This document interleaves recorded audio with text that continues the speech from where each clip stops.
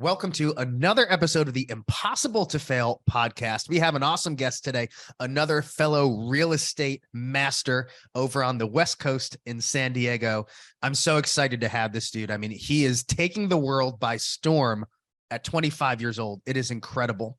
His name is Jason Lee. He is an independent broker in San Diego and the owner and president of JLM Real Estate. So he's a highly recognized broker in the multifamily industry. So he's worked with several 8 to 10 figure investors out in San Diego. So he's helping them acquire, dispose, 1031 exchange in order to improve their portfolio. In the last couple of years alone, Jason has represented over 100 investors and closed over, get this, $250 million, talking about 250 million worth of real estate in San Diego County. He's well respected by investors. He's one of the top producing commercial real estate brokers in all of San Diego. Jason, welcome. Thanks so much for being on, man. Hey, thanks for having me, Rob. It's a pleasure. Yeah, absolutely. So let's dig right into it because we are both independent brokers. We both own our own brokerages. I'm here in Austin. You're over there in San Diego. I think the biggest difference is I'm here at 38 and you're over there at 25. And to accomplish what you have done at that age, I mean, your work ethic, your mindset, you have undoubtedly worked your way there and life gave you no breaks. I would love to share with our listeners, let's go back a little bit and talk about at what age did you get involved in real estate and decide that was the path for you? Yeah, it's a great question. I started when I was 21 years old. I was at San Diego State University, and honestly, I was lost, no idea what I wanted to do with my life. Hated all my classes. And then I ended up through some friends in my network, kind of exploring what real estate was like. And I ended up going to some events at school. And from that moment, I ended up going to like a speed networking event where 20 professionals met with 20 students that were in the real estate society. And basically, after like the first 3 interviews, I had no idea what I was talking about. I almost left because I knew nothing about real estate. And then like on interview number like 14, this guy named Brian just pulls out basically his company resume, says you can make an X amount of money year 1, you can make X amount of money year 2, and it kept like multiplying. And I ended up, kind of, falling for, kind of his pitch, and I wanted to see what there was to it. Little did I know, I had literally no money in my bank account, come from a poor family. And when I went to his office, I didn't know, but, as you know better than anyone, Rob, when you start in real estate, there's no starting salary. You don't get any sort No, of, there's not.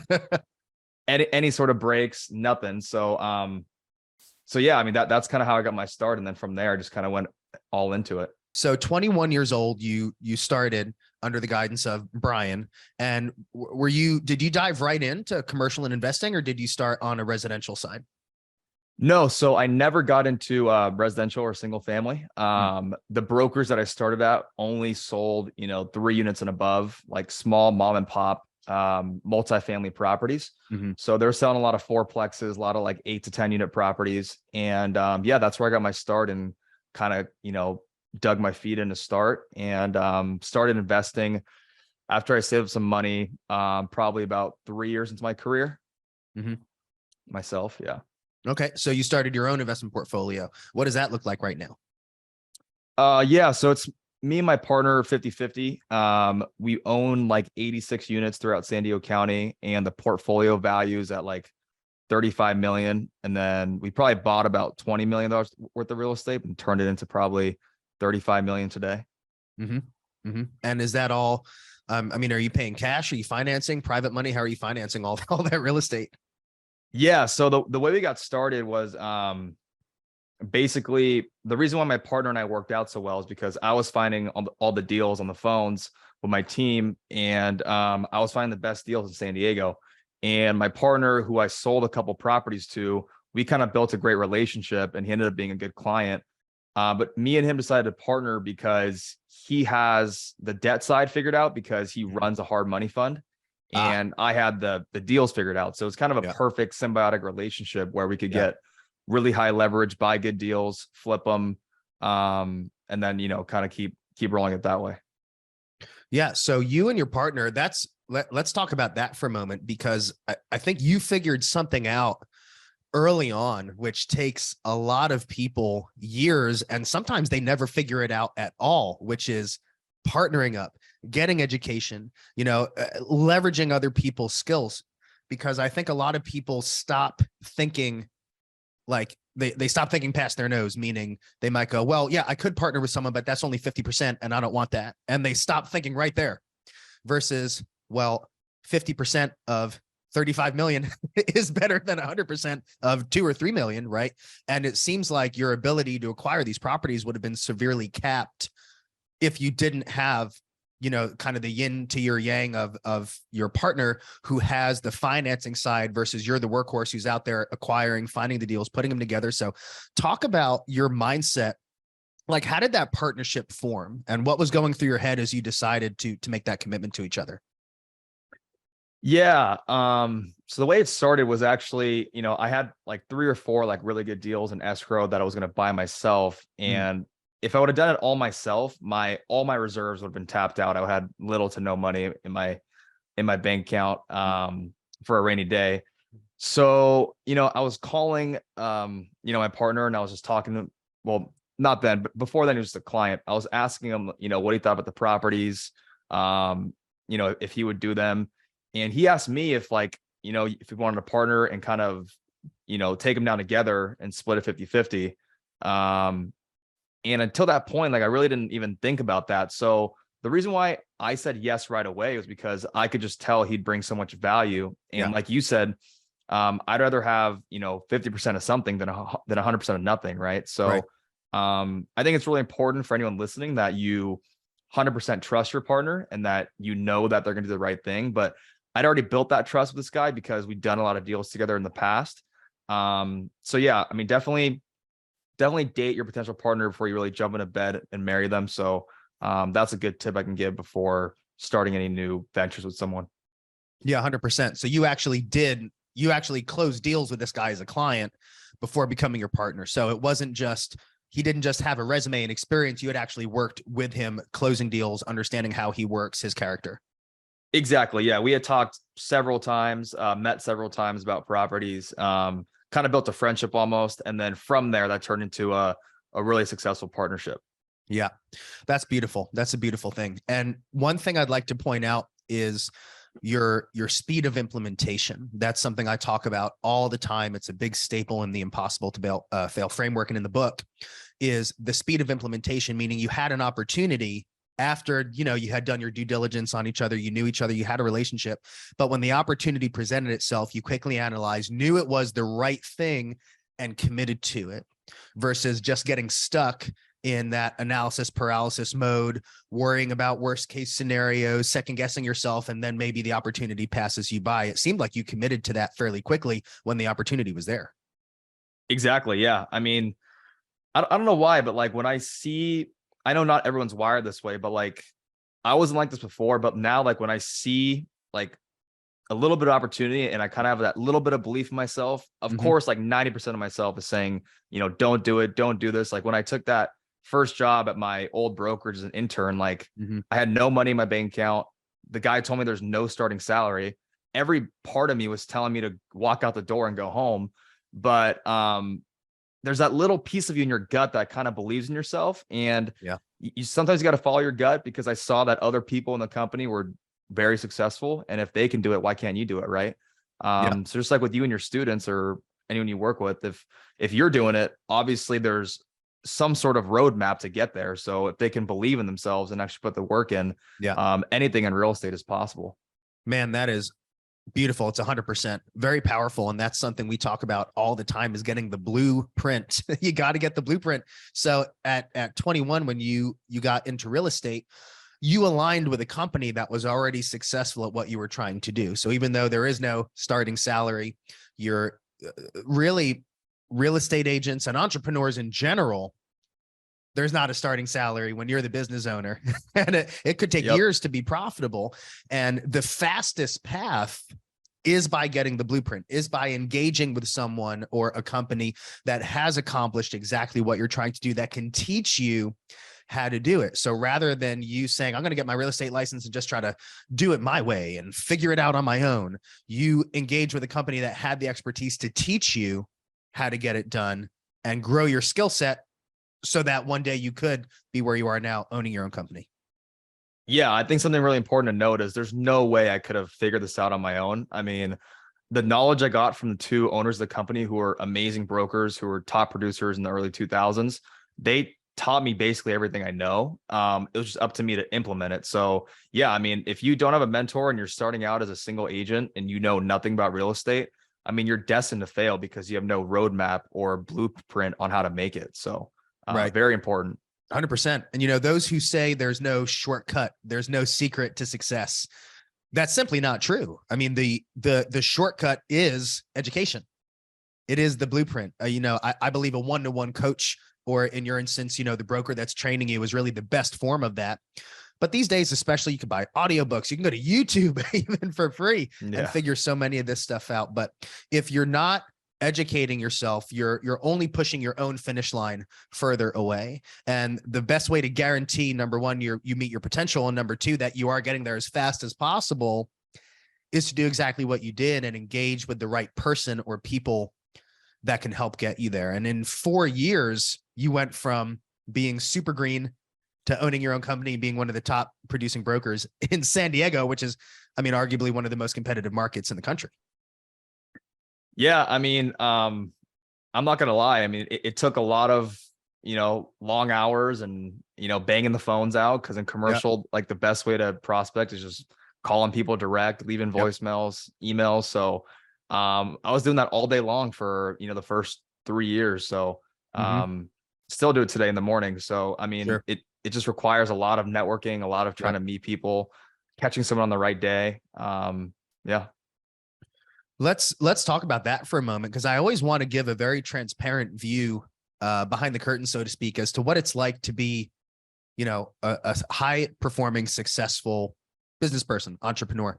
Because a lot of folks will see, I think especially social media has done a really bad job of showing what it's really like to be a business owner, to be an entrepreneur, because most people will publicize the really great things, the wins, the closings, the money, the fancy car, and they're not going to, have a recording of them hanging up on cold calling after someone's cursing them out and, struggling with that, or pulling those 15-hour days. So talk about, walk us through your day and the kind of hours and the struggles that you had building here. Yeah, that's a great question. So basically,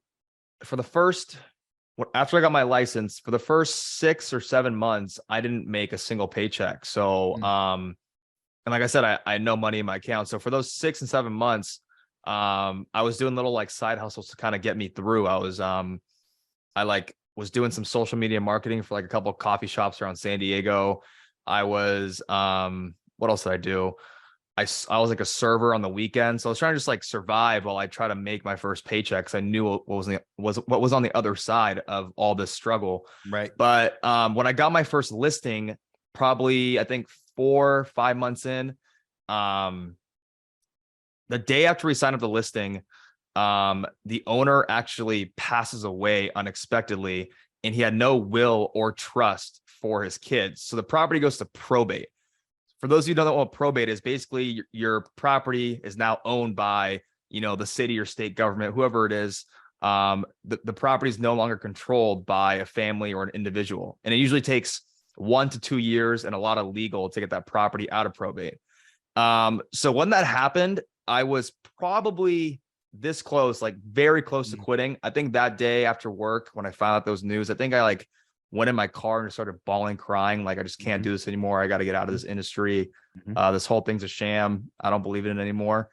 But, my brokers kind of picked me back up, told me that there's a way around it. And we ended up getting it out of probate within 1 to 2 months somehow, because there was something that the lawyer did. I can't remember. But then after that first deal closed, everything changed. It kind of went really snowballed fast. I got my first 2 or 3 deals done after that, in a month later. And then did about 4 or 5 deals before I graduated. So I had a little nest egg where I could actually do it full time, and then just really worked 60, 70 hours a week to kind of get me ramping up quickly. Yep. Man, you and I have very kind of similar starting stories. So at you got, so if you're listening to the recording of this one, go to my YouTube channel and check out the video. Cause as soon as Jason said probate, my jaw hit the floor, because there's nothing short about probate. The fact that the attorney was able to get it done so quickly is a miracle. So, I mean, I'm just imagining being in Jason's shoes, grinding it out. You finally get a win. You get that listing agreement. Owner dies. It goes to probate. Oh, what a gut punch, man. Kick in the teeth from the entrepreneur roller coaster. And to be so close to walking away. But imagine if Jason would have walked away. Imagine he's like literally 3 feet from gold, right? He's one strike away from hitting the oil, and he walks, as so many people do. He wouldn't be here where he is now, being one of the top producers in one of the most competitive markets at such a young age and on an incredible trajectory. But it wasn't an accident.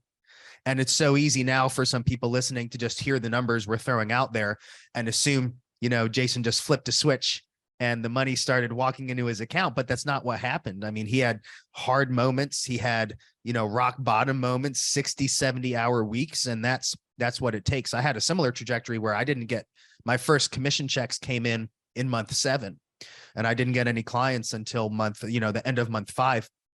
Now, my first 3 deals all closed in the same week. And similar to you, Jason, once that happened, things started picking up momentum really fast. And talk for a moment about, what did those first deals closing, that was your first proof of concept. That was the first time that you went, hey, I can do this. Like, I closed, I made money. Like, I can actually make a go at this thing. What did those first set of results do to your mindset? Yeah, I mean, I think that first deal closing kind of changed everything for me, because then I could actually have some belief in myself, and your confidence grows, right? When your confidence and your belief grows, your action, also changes too, because now you believe in yourself and you really go all in on the process. So I think subconsciously before that first deal, I didn't really trust the process. I was kind of thinking like, what am I doing? I'm just in here all day, banging the phones, making no money, going home every single night. So I think after I kind of set those first appointments, got that first deal closed, and I kind of saw the momentum starting, that's kind of when the flip kind of switched, the switch kind of flipped, and things kind of started picking up really fast, just like you. Yeah, 100%. And in the Impossible to Fail book, we actually talk about how results change your mindset. So chapter 3 of the book is called Mindset Doesn't Matter Yet. And I say that because at the beginning, most people's mindset are rooted in fear and in doubt and hesitation, because most people have not, ridden the entrepreneurial roller coaster yet. And it's actions, I believe, that change the results. And so to take the mindset out of it and just take action, as you did, where you said, hey, I'm just going to keep going. My broker has a workaround. I'm just going to keep going. I'm not going to let these negative thoughts get in my way, and I'm just going to take action. But once you had a taste of the success, once you achieved those results, that's when your mindset really changed. And I think that in the beginning of an entrepreneurial journey, you can understand what someone might be talking to you about mindset, or understand massive action and relentless consistency and the importance of trying to push the doubt away. But it's really just a concept that's almost out there, just floating around, until you get some valid, tangible results. And once that happens, then you know it in your heart and your soul, right? From your nose to your toes, that yes, this relentless mindset, the taking action, the not letting anything stop me, works, because you closed those deals, you made some money. And that was a huge catalyst, it seems, to taking more action and making you even more hungry, because you know what the potential is now. No, I mean, that was beautifully said. I think when you first get into something, like you said, it's totally green. You have no idea what can happen or what might not happen. Mm-hmm. But that's like the thrill of being an entrepreneur, right? Like, nothing is given to you. Nothing is 100% chance. Yep. I mean, if you In my opinion, if you don't take the risk of being an entrepreneur and you stay at a W-2, I think the risk of staying at W-2 is way higher because Yeah. yes, you may get a paycheck every single, every 2 weeks, no matter what. But I mean, look at what just happened to, Twitter and Facebook. I mean, they laid off 11,000 employees at Meta, and they laid off, I don't know, like the whole company at Twitter. And those people thought they were safe, right? But when you're an entrepreneur, the only way to get laid off is by quitting. So if you have that drive to make it, and you will never, stop grinding because you know that you love what you do, and you're working for yourself because you're not working for someone else's dream. I think that kind of makes the entrepreneur journey so much better because there's so much to live for. Man, that was so powerful, dude. Beautifully said. 100%. I love what you said about the only way to fail is if you quit. And we are resonating on the same frequency there for sure. I always say failure is only failure if it's permanent. Otherwise, it's just a learning experience, right? So your first listing where the owner passed away and went through probate, that's a tough first situation to go through. But number one, it was a learning experience because it strengthened your resolve. It strengthened your mind. If you can get through something like that at the beginning, it's just you're facing a huge obstacle right at the beginning.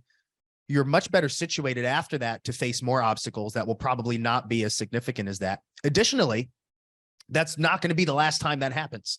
That's not going to be the last time in your career that a property is going to go to probate. But now when that happens, you've dealt with it before. And from the learning experience that you had the first time, it wasn't a failure. It was an opportunity because you looked at it that way and you took advantage. If you would have quit, then it would have been a failure, but you didn't let that happen. You got guidance and you took action. You learned from it, achieved success, and it helped you. It helped your mindset and it helped your skill set. Exactly. Yeah, man, that's amazing. That's incredible. Failure is only failure if it is permanent. And that is the beauty, as Jason said, of being an entrepreneur. When Katie and I moved here from New Jersey, I was running my first business. I had quit teaching. I was running my first business, but Katie was still teaching. And so she was making about $60,000 a year. She had incredible health benefits. I'm talking about like the Rolls Royce of health benefits. And that was in our mind, like that was our safety net. She had a consistent paycheck every 2 weeks. We had health benefits. So if God forbid someone gets really sick, like we're taken care of, and there's comfort in that. And it was kind of a good balance because I had my business and she had the teaching gig, but it still wasn't what we really wanted. We were spending too much time away from each other, and we didn't just want good. We wanted incredible. We wanted to thrive. And we made that decision to cut her golden handcuffs and move here and leave that job where she had tenure and pension and a good salary and benefits. And what would have happened if we didn't do that? We wouldn't be here in, I love living in Austin. It's one of the best places to live, where we have thriving businesses now. We can spend our time together. She never has to work again. Like that wouldn't have happened if we didn't make that decision. And there's so many people that want to do something and want more, but do not take action. And for you, it could have been very easy at that age to say, hey, I'm in college. Let me go do what everyone's been telling me to do and get a job and get a pension and be happy and grateful for that. But you wanted more and you took action to do it. And so where are you headed now? Right? I mean, you're at what a lot of people would consider like, hey man, put me there and I'm going to coast. But one thing I talk about frequently is that entrepreneurs are typically when you get to a goal, the goalpost shifts and now you have new goals and aspirations. So you've accomplished quite a lot. Talk about like what's on the horizon for you. What are your new goals? Yeah, I mean, it's a great question. I think goal number one is to just keep growing my brokerage. I think I get a lot of fulfillment and I get a lot of fulfillment from kind of teaching and coaching my agents. I have a team about 8 agents, small little boutique company, and one marketing gal who's fantastic. But I kind of taught them all the business, and I think teaching them and like kind of seeing them evolve and close deals themselves, kind of going full circle, has brought more joy and fulfillment to me more than anything. When one of my guys closed their first deal and they got super excited and happy, like it felt like I was closing my first deal. So I think I want to, try to help more people. I love teaching. I love coaching. I love going on podcasts like this that are great.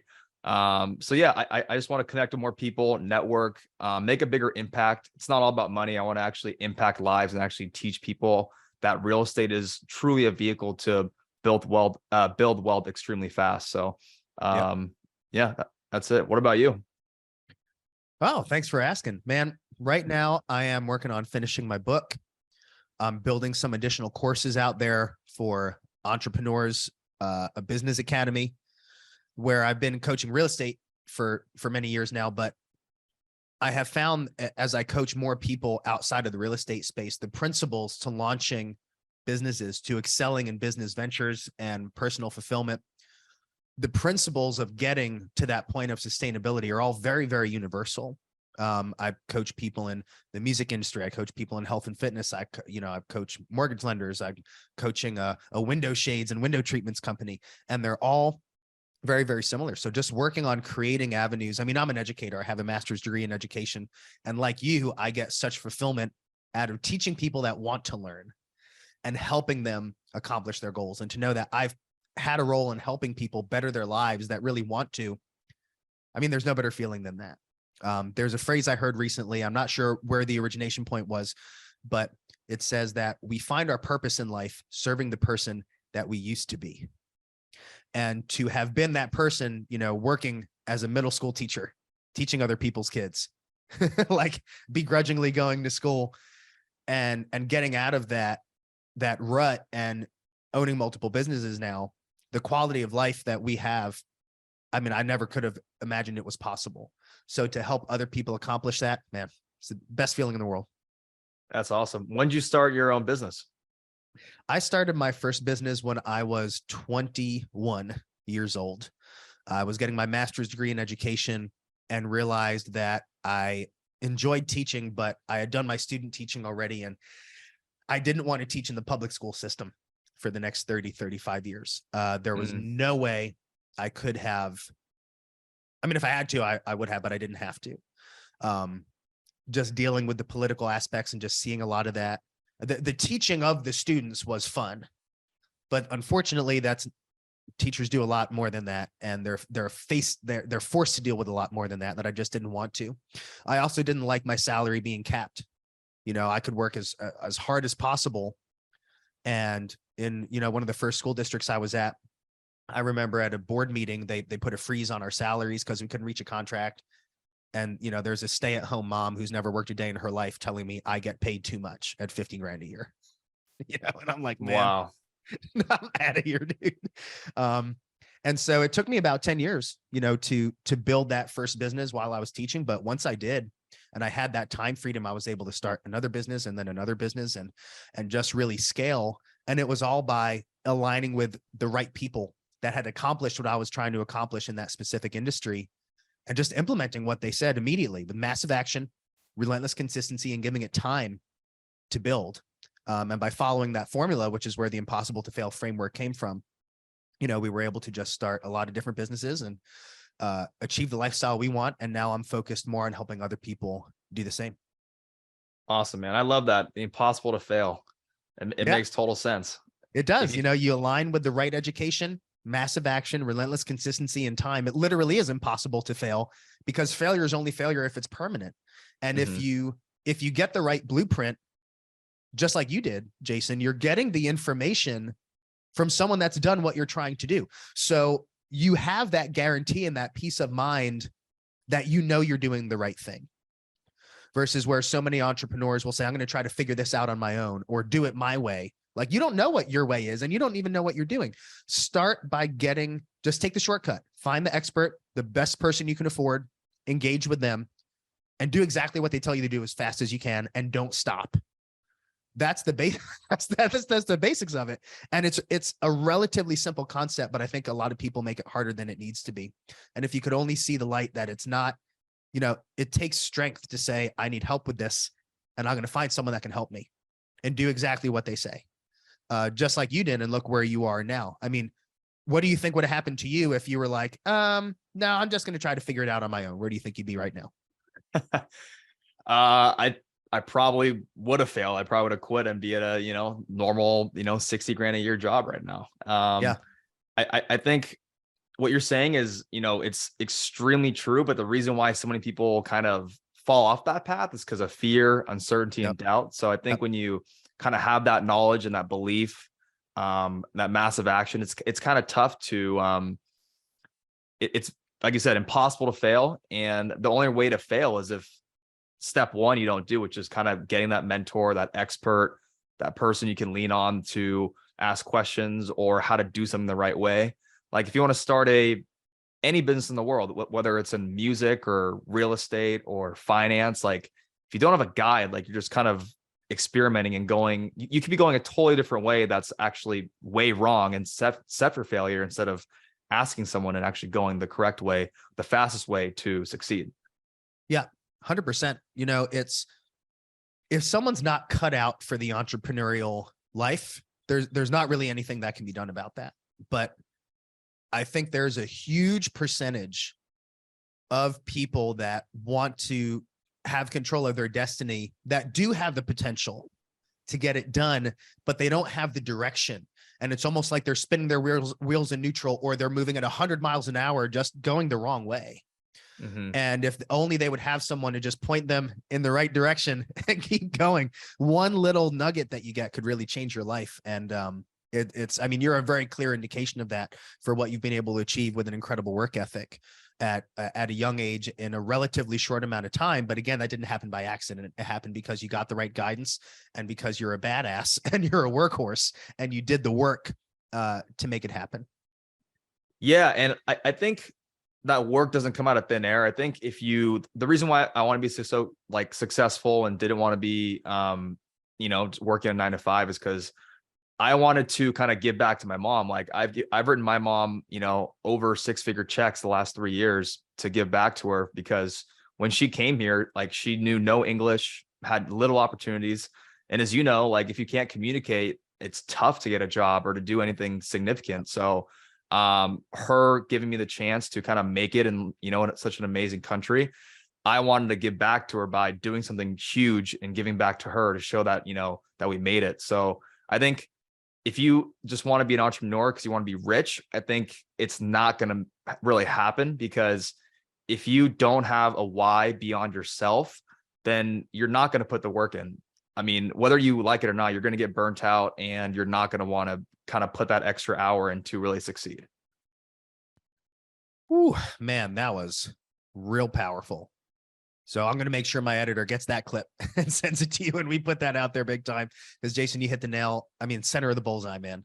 You got to have your why. Making money, if that's what you want to do, like you do you, but that might not be enough, as you said, because being an entrepreneur is hard. It's really hard. And if money is the only goal and you don't have a stronger why, that might not be enough to get you through. So your why, you said, you came from a poor family. What did that do to your mindset? Money, in my family, we're really close-knit family. Money was super tight growing up, and it placed a lot of restrictions on us. And, my earliest memories of my dad, I remember him being stressed about money. And even from a very young age, I said, like, I'm going to give my family a quality of life such that we don't worry about money. And he was working his butt off. It was just the circumstances. He was in real estate. He was a relentlessly hard worker. But what did that do as a kid? Like, did that play into your future goals, being, poor as a kid? But did that have any effect on your aspirations in business? Yeah. I mean, I think it had a huge effect. Growing up, I saw my mom try to start a business and failed. I saw my dad, stressing about our mortgage payments for a long time. So I think, having those restrictions, like you said, and kind of not knowing if we're going to make, our payments next month, like that puts a lot of stress on the parents and the kids, because it creates a lot of, anger and frustration in the family. So, right. I think dealing with that trauma as a child really wired me, in a certain way to where I just wanted to run away from that wall as fast as possible. Yep. Same. And you sure did. And you paid your mom back big time, literally and figuratively, for everything that she gave you and supported you. And now to be able to give back to her and help change so many lives, all the lives of your agents, the lives of your investors. Man, congratulations, man. You've earned every bit of success that you have. Thank you, Rob. You as well. Yeah, thank you, brother. So, Jason, as we wrap up, I'm going to end with the same question we always do. If there's someone out there listening to this that says, man, I want to do what Jason does, I want to get into commercial brokerage, I want to get into investing, what advice could you give them that if they were to implement, because remember, listeners, you have to implement what you learn, and you're learning from a guy that's massively successful here. So, Jason, if you were to give someone advice that if they implement it would make it impossible to fail, what advice would you give them? Yeah, if you want to take the exact path that I went down, step one is to, find and connect with that mentor like I did, offer some sort of value in some way to where they'll want to meet with you and kind of get coffee with you, kind of who will understand that you want to be successful. Because in real estate, if you show someone that you have some sort of drive and a big why, they're going to want to take a chance on you. And let's be honest, like there's no starting salary. So there's not a lot of risk for that person who's hiring you. So make sure when you get hired by someone, it's a great mentor who's willing to put the time into you, because I've seen a lot of brokers fail because their senior or their mentor, their senior broker just didn't put any time into them and didn't teach them anything. So that's step one. Step two is network your butt off. I mean, if you are out there talking to at least 20 people every single day, networking with at least 100 people a week, you are going to find buyers, you're going to find sellers. So like you said, it's impossible to fail if you network every single day and you provide some sort of value and implement the teachings you learn from your senior broker. Man, golden, straight gold pouring out of his mouth. You watch the YouTube video, you're going to see just gold flying out of Jason's mouth. That's beautiful, man. Thank you for that so much. Now we are going to have, of course, the video recording of this podcast on my YouTube channel, and you can find it at robstein.tv. And we're going to have all of Jason's links there. Jason, how can people engage with you? How can they look you up? How can they connect with you if they want to? Yeah, the easiest way is I'm pretty active on responding on Instagram. Instagram is Jason Joseph Lee, and then also on YouTube as well, just Jason Joseph Lee as well. So yeah, thanks so much for that. Right on, man. Jason Joseph Lee, you can find him. Again, we're going to have all of his links on the video at robstein, that's STEIN.TV. Jason, man, it has been an honor and a pleasure to talk with you today. I look forward to chatting again soon and seeing you keep crushing it in San Diego. Thank you so much for coming on today. You as well, Rob. Thank you so much for having me. Right on, brother.